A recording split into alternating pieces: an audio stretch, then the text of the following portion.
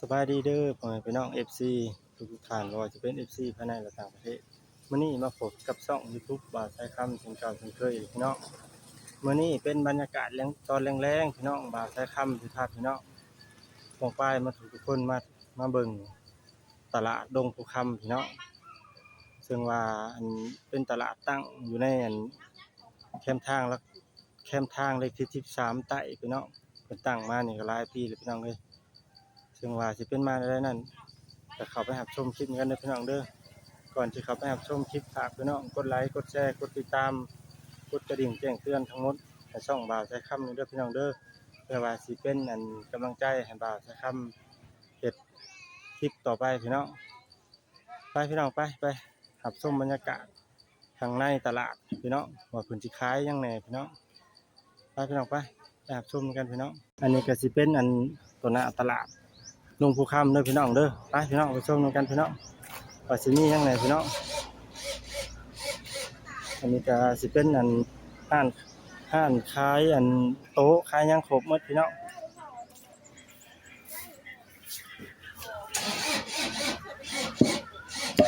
มีครบหมดเลยพี่น้องเอ้ยอันนี้ก็สิเป็นตาเป็นติ๊บข้าวพี่น้องเครื่องปานนี้พี่น้องเอ้ยมีแต่งามๆพี่น้องมีครบหมดพี่น้องไปบ่าวสายคำสิเลาะพาพี่น้องเลาะเบิ่งนี่สิเป็นโซนขายหมากไม้พี่น้องโซนขายหมากไม้ขายมะขามขายหยังพี่น้องเอ้ยมีครบหมดพี่น้อง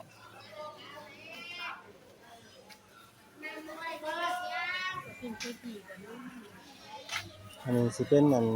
ขายกล้วยปิ้งนะพี่น้องเด้อมีครบหมดอยู่ตลาดดงภูคำของเฮาพี่น้องบ่าวสายคำมีโอกาสพาพี่น้องมาเลาะตลาดดงภูคำเด้อพี่น้องเด้อซึ่งเป็นขายขายแมงขนุนขายแมง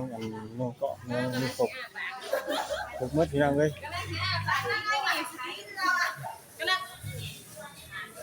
ก็ดีแต่ว่าจังได้ออกช่อง YouTube เนาะเด้อพี่น้องเด้อเขาเจ้าเอิ้นว่าแมงยังแมงอันนั้นเลยเนาะแมงบ่แม่นแมงเกาะตัวใหญ่กว่านี้ฮะแมงเกาะตัวใหญ่กว่านี้แมงข้อมพี่น้องไปเลาะส้มต่อพี่น้องพี่น้องเลาะส้มต่อนี่สิเป็นห้างนั้นเด้อพี่น้องเด้อขายนั่นกับพี่น้องขายเครื่องใช้ของซอยพี่น้องมีสบู่มีแผ่นมียาสระผมมีครบหมดพี่น้องเอ้ยครบหมดอันนี้สิเป็นเสียมพี่น้องมีเสียมเป็นส่วนนี้ขายพี่น้องเอ้ยเสียมเป็นยังพี่น้องครบหมด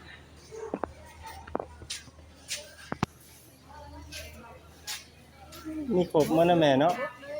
มีครบหมดเนาะขายหมกพริกแห้งอีก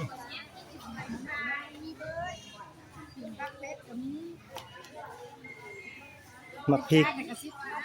10,000บ่ซื้อซอยอยู่บ่เนาะบ่ได้ลดบ่บ่แล้วสิเอาตัวนี้แหละครับตัว10,000 บาท 8,000บ่ได้บ่ซื้อซอยจังโมงนี่แม่ปิดแล้ว6 โมงบ่5 โมงเนาะ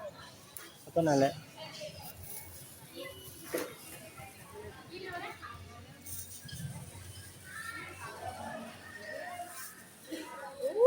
ได้ปักใหญ่กว่านี้ถ้าจะเอาหอดชิปเดี๋ยวชีวิตจะไหนมันสิมีหลายแนวซื้ออยู่แม่เอ้ยเงินน่ะเพิ่นสิหาได้โอ้ยเงินน่ะเพิ่นเท่าใดข้าวเดียวหมด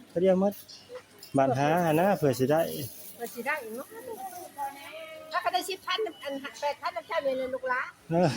นมาขอบใจหลายๆเด้อโดยบ่เป็นหยังแม่พี่น้องเด้อ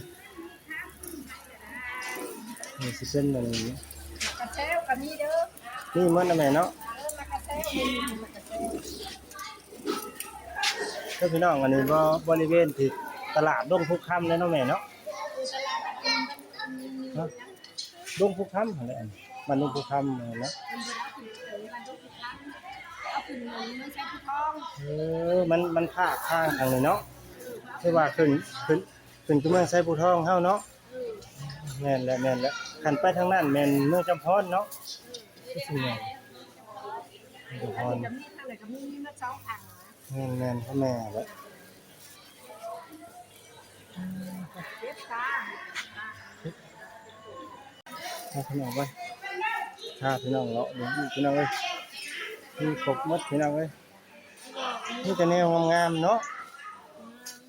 อืม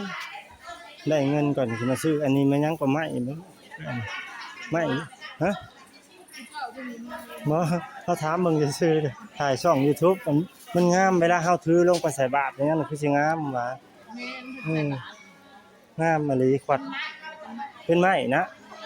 หักขวัดลิงขวัดลายงามเนาะงามมะลิรอมาถ่ายช่อง YouTube แล้วก็ออกช่อง YouTube เขาสิบ่เบิ่งบ่วิวมันสิบ่ขึ้นบ่เป็นพันเป็นหมื่นมันก็สิอันนั้นนะอันนี้เนาะ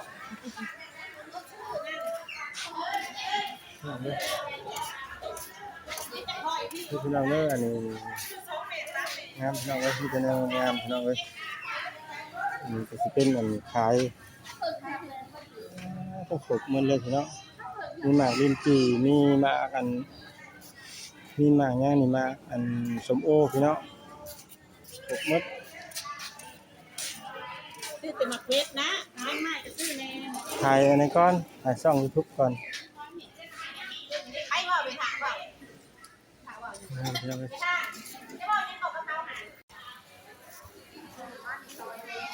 พี่น้องเด้อมันเทียนบ่แม่ได้กินอยู่ไหนลูกกับคนเขตเดียวกัน ยังได้ไปเอาก็ได้ในหน้าน่ะมีอยู่ขอบใจแม่พี่น้องเด้อนี่มีครบหมดพี่น้องเอ้ยอันนี้ก็สิเป็นผลขายมาหุงขายอันนั้นก็อันนี้นะเพิ่นว่าเฮ็ดอันลิ้นจื่อเลยเนาะรับซื้ออยู่บ่เฮาก็มีได้ของเฮาน่ะ เอาเออเฮาอันเอามาแต่หน้าเฮามีอยู่ได้อันนี้ก็เป็นสิขายอันสัตว์ป่าเนาะพี่เนาะมีแลนมีหยังมีกบมดมีกระต่ายเนาะมีเต่ามีนะมีกบมดพี่น้องเอ้ยทุกงามพี่น้องเอ้ยมีครบอันนี้เป็นติ๊กเข่าพี่น้องเอ้ยมีคนสิเป็นบริเวณข้างนอกพี่น้องพี่น้องเอ้ยอันนี้สิเป็นห้านเวียดพี่น้องห้านเวียดอันนี้เด้อพี่น้องบริเวณตลาดเด้อพี่น้องเด้อบริเวณตลาดดงภูคำครับพี่น้องติดกับทางเลขที่13ใต้พี่น้องแต่ว่าขึ้นถึงเมืองไชพี่น้องพี่น้องเอ้ยงามพี่น้องเอ้ย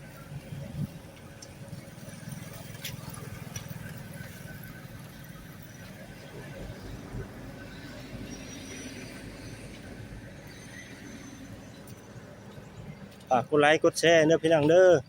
ฝากกดติดตามช่อง YouTube ให้บ่าวใช้คำ Channel เด้อพี่น้องงามพี่น้องเอ้ยอันนี้ก็สิเป็นเพิ่นขายนะพี่น้อง